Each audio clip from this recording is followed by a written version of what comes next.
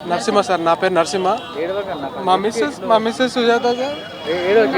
ఎందుకు ఏడుస్తున్నావు సార్, మనం తెలంగాణలో కష్టపడి చదివితే మంచి స్థానంలో ఉండొచ్చు అని చెప్పేసి అనుకున్నాము. మా మిస్సెస్ స్టాఫ్ నర్సు, నేను ఎంటెక్ వరకు చదివాను, నిరుద్యోగంతో ఉన్నాను సార్. మా మిస్సెస్ స్టాఫ్ నర్స్, ఆమె స్టాఫ్ నర్స్ కోసం ఎగ్జామ్ రాసింది. ఆగస్టు 2 రోజు ఎగ్జామ్ రాసింది ఇదే ఇయర్. మంచి మార్క్స్ వచ్చాయి సార్, మంచి మార్క్స్ వచ్చాయి. జోన్ 6 ఆమెది, జోన్ 6 అయితే వీళ్ళు ఏమేం చేశారంటే సార్, నాన్ లోకల్ కింద వేశారు.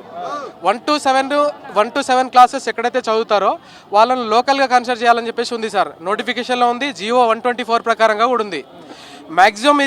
మ్యాక్సిమం పీరియడ్ ఆఫ్ స్టడీ కూడా ఇక్కడే ఉంది. 1 to 5 Malakpet government high school, 6th class ఇక్కడే Rangareddy district Saroornagar 6th class.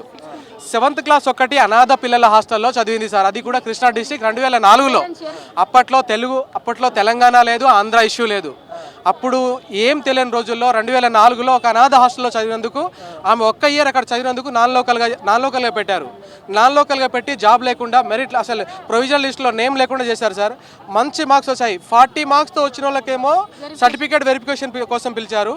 58 మార్కులు వచ్చి ఎస్టీ క్యాండిడేట్ ఇక్కడ లోకల్ బిడ్ అనేమో వాళ్ళేమో నాన్ లోకల్ అని చెప్పేసి ఇచ్చారు సార్. ఆమె ఇప్పటి నుంచి ఏమంటుందంటే, నాకు 2 ఆడపిల్లలు 1 బాబు సార్. ఇప్పుడు ఏమంటుందంటే ఆమె, నువ్వు వాళ్ళిద్దరిని మంచిగా చూసుకో, అబ్బాయిని మంచిగా చదివించుకో, నేను మాత్రం ఉండను, కష్టపడి చదివింది. మా అమ్మ నన్ను ఎప్పుడో చంపేద్దామని చూసింది.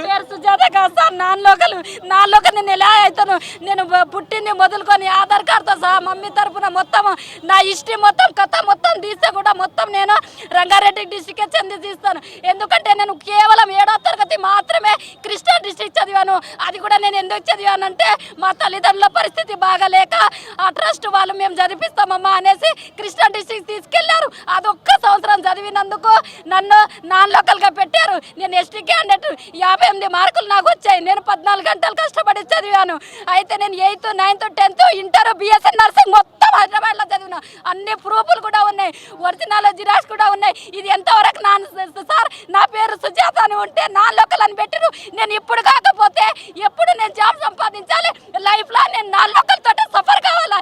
ఇది మాత్రం మీరు దృష్టిలో ఉంచుకొని దయచేసి నన్ను నాన్ లోకల్ తీసేసి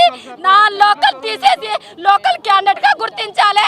ఎందుకంటే 2004లో నేను 7వ తరగతి కృష్ణా డిస్ట్రిక్ట్ చదివిన. అప్పుడు ఆంధ్ర తెలంగాణ ఏర్పడలేదు. నన్ను దయచేసి నాన్ లోకల్ తీసేసి లోకల్ గా చేయండి. నా జాబ్ మాత్రం నాకు ఖచ్చితంగా రావాలి. నేను ఎన్నో హోప్స్ పెట్టుకున్నా.